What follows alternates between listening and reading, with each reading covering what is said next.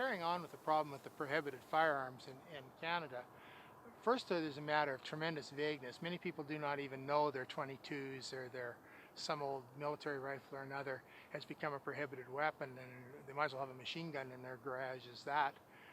There's no difference under law between prohibited firearms. Other guns come in, they're perfectly legal, and we've had a case of this with the CZ model and Swiss Arms model rifles that were sold for 10 years, thousands and thousands and thousands of copies put out there. Never used in a crime. We can talk about one murder with the CZ, which is the guy would have used a 12 gauge shotgun or a crossbow or a butcher knife. He was a nutcase.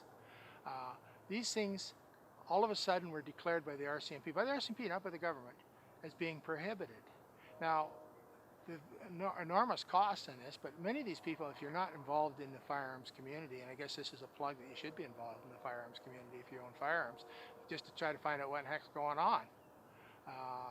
So these were put forward that way. The problem we run across here is the RCMP who did this didn't offer compensation. Now you got a Swiss arm at $4,000 and there's maybe 10,000 of them out there. That's a lot of money, ladies and gentlemen. The CZs are a little less expensive, but they're still $1,000 guns depending on the accessories. And now they're prohibited weapons with no compensation. But the compensation is not the issue. The issue is for 10 years they were perfectly legal and they weren't causing any problems. So this looks like a bait and switch to us, the gun people, to me and my colleagues at the 1000, the activists. We look at this and go like, this is absolutely ridiculous. This is just a bait and switch. Or the defense against bait and switch is gross incompetence. Are the RCMP so dumb they couldn't do it for 10 years and they let them come in, all of a sudden they woke up and smelled the clover and decided they'd done something wrong? I shouldn't have to be punitively put in financial peril simply because the RCMP can't figure out what they're doing. Once the firearms are in Canada, in our opinion, at the 1000, they should stay here and they should be legal from then on. If somebody misuses a firearm, then you can do something about the firearm. But to take a gun that's sitting on locked up in somebody's gun vault and saying that there's any danger to the public on that is patently ridiculous. They should be able to be used, they should be able to be shot, they should go to the range, they should go out hunting. They're just a rifle or a pistol. There is no need for this. But by putting this prohibited status on them, they get kind of an aura of some sort of danger and risk. Now, the Prime Minister has said he wants to keep that. As I've said earlier, I understand that they want to control what they're coming in, but there's got to be a change made once they're in, once it is people's private property. And I don't think gouging the taxpayers of Canada is particularly a good thing. Let's just let people have them. If you don't want to bring any more in, so be it.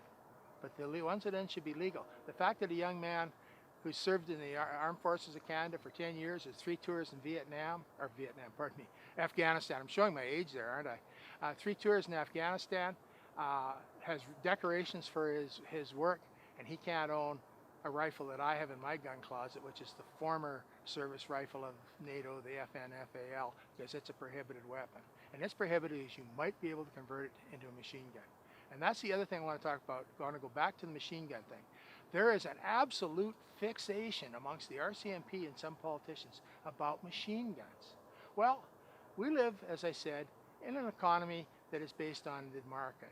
The best way you can do things in a market, we've proved this with prohibition and we're proving it again with drugs, is control and guide people so that they're not a risk to the public and let them have their private property. That's what we're looking for here.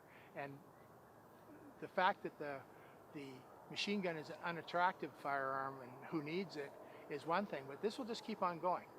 If you start attacking people, firearms, because they have military origins, my hunting rifle is a 7mm Mauser, 98 Mauser. It was at one point in time, that was the greatest military rifle in the world.